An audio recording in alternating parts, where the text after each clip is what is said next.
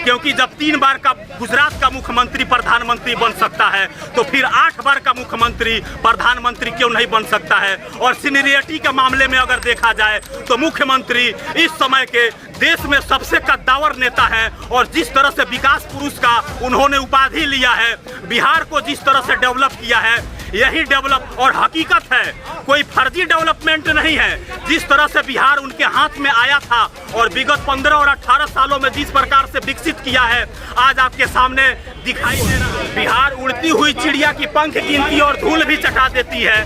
तो बिहार का सरजमी ऐसा है कि जब जब परिवर्तन हुआ है, ताकि देख लिया जाए जेपी का आंदोलन, जेपी आंदोलन से भी, क्योंकि इंदिरा सरकार की बात थी उस समय, इंदिरा सरकार के निर्दयी तरीके से विधि व्यवस्था चलाए जाने के क्रम में जेपी आंदोलन ने इंदिरा सरकार को उखाड़ कर फेंक दिया। और आज के समय में जिस प्रकार से आरएसएस और बीजेपी इस सत्ता को चला रही है, महंगाई बेकाबू है, जनता के बीच तराही मची हुई है। इसी दौर में फिर से बिहार एक नया पटकथा लिखने के कगार पे चल रहा है। अगर सब कुछ सही होता है, सब कुछ तय रहता है, इन लोगों के बीच सहमति बनती है, तो हो सकता है इस बार भी 2024 में सत्ता परिवर्तन बिहार से देखने को मिले। आपको ये बता दूं कि इतिहास खुद को दोहराता है। चंद्रगुप्त मौर्य का जो साम्राज्य था, भारत का पहला और विश्व का पहला साम्राज्य इसी धरती से स्थापित हुआ था। आज इतिहास ने खुद को दोहराया है। ऐसा लग रहा है कि भारत की राजधानी पटना हो गई है और आने वाले लोकसभा 2024 की जो चुनाव है, ऐसा प्रतीत हो रहा है कि भारत की राजधानी पटना बनी रहेगी। जिस प्रकार से 5 मुख्यमंत्री और 15 पार्टियों की डेलीगेट्स पटना पहुंची है, ऐसा लग रहा है यह ऐतिहासिक क्षण जेपी आंदोलन के बाद पहली बार दिखा है।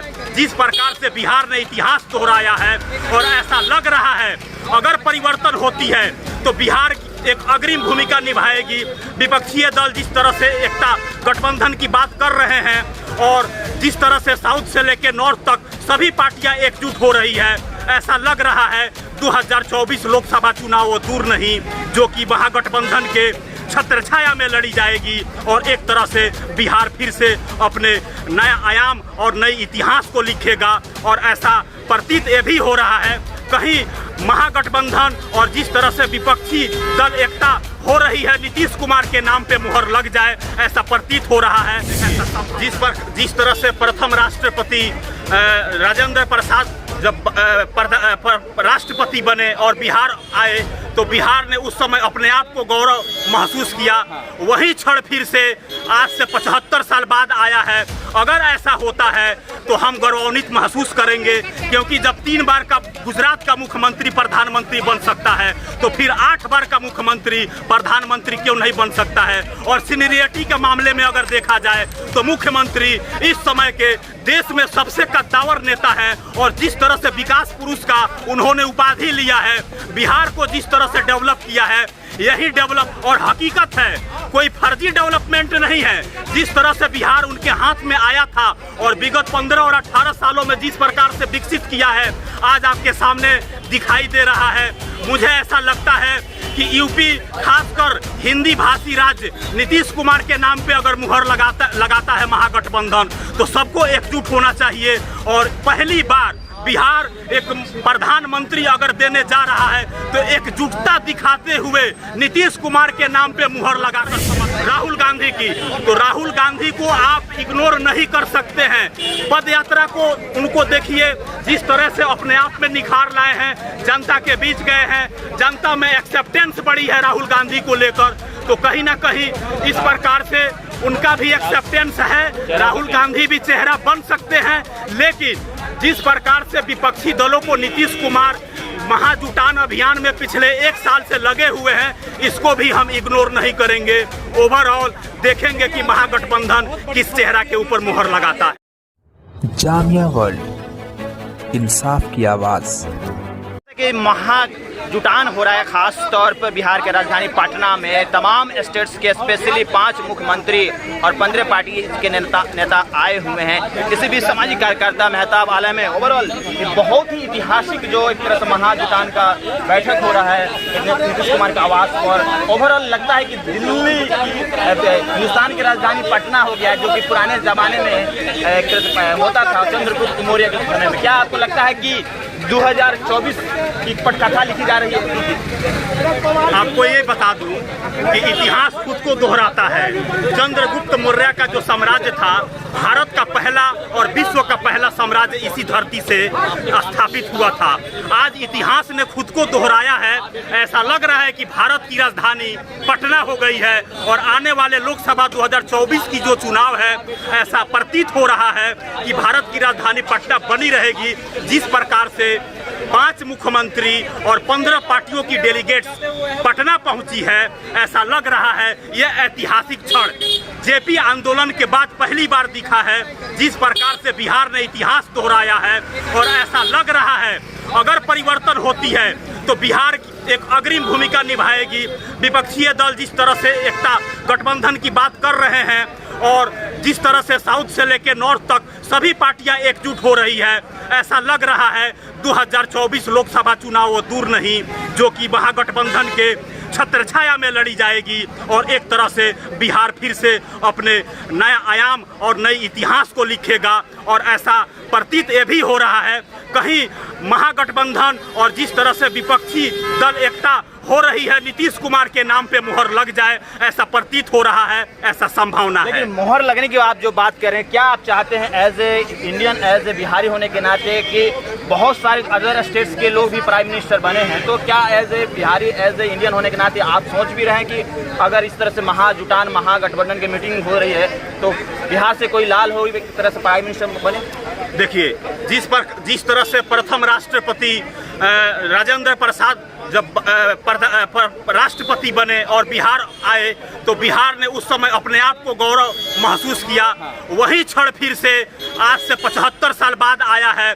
अगर ऐसा होता है तो हम गौरवान्वित महसूस करेंगे, क्योंकि जब 3 बार का गुजरात का मुख्यमंत्री प्रधानमंत्री बन सकता है तो फिर 8 बार का मुख्यमंत्री प्रधानमंत्री क्यों नहीं बन सकता है। और सीनियरिटी के मामले में अगर देखा जाए तो मुख्यमंत्री इस समय के देश में सबसे कद्दावर नेता है और जिस तरह से विकास पुरुष का उन्होंने उपाधि लिया है, बिहार को जिस तरह से डेवलप किया है, यही डेवलप और हकीकत है, कोई फर्जी डेवलपमेंट नहीं है। जिस तरह से बिहार उनके हाथ में आया था और विगत 15 और 18 सालों में जिस प्रकार से विकसित किया है, आज आपके सामने दिखाई दे रहा है।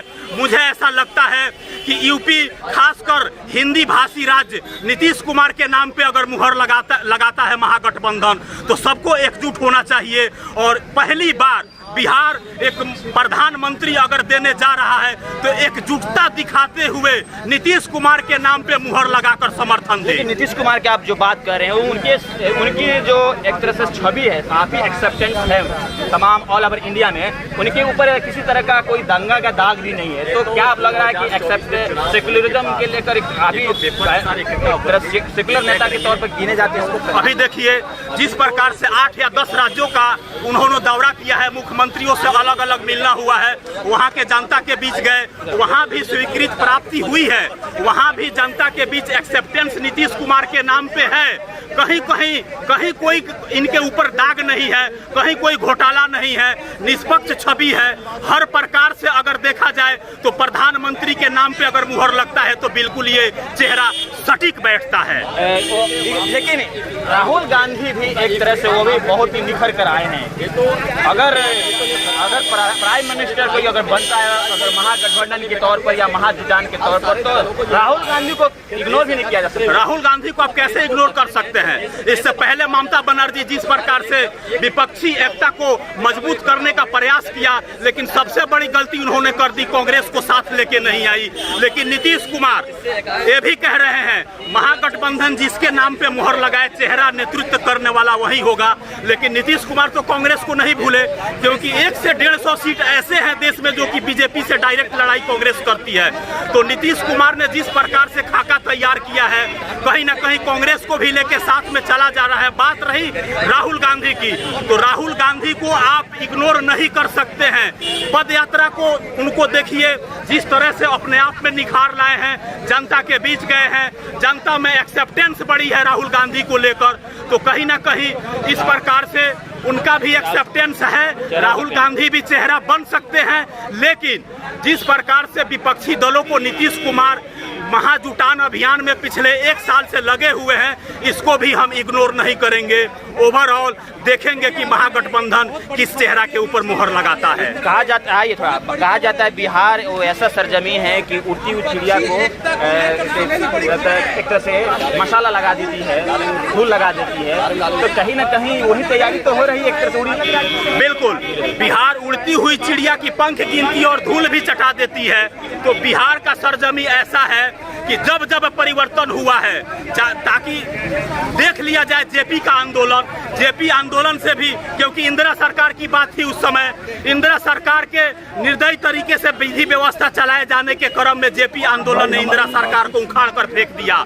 और आज के समय में जिस प्रकार से आरएसएस और बीजेपी इस सत्ता को चला रही है, महंगाई बेकाबू है, जनता जनता के बीच तराही मची हुई है। इसी दौर में फिर से बिहार एक नया पटकथा लिखने के कगार पे चल रहा है। अगर सब कुछ सही होता है, सब कुछ तय रहता है, इन लोगों के बीच सहमति बनती है, तो हो सकता है इस बार भी 2024 में सत्ता परिवर्तन बिहार से देखने को नजर आएगा। जनता ये है सटीक विश्लेषण, ये है बखूबी जो अंदाज है, काफ़ी करारी एक अंडरस्टैंडिंग है जो बिहार के जो होता है पॉलिटिशियन, जो सामाजिक तौर पर लोगों के अवेयरनेस होता है। बहरहाल लगातार यह महाजुटान महागठबंधन की मीटिंग हो रही है। मैं लगातार आपको न्यूज़ के माध्यम यानी जामिया वर्ल्ड के माध्यम से दिखाने की कोशिश कर रहा हूँ। देखते रहिए जामिया वर्ल्ड साथ में।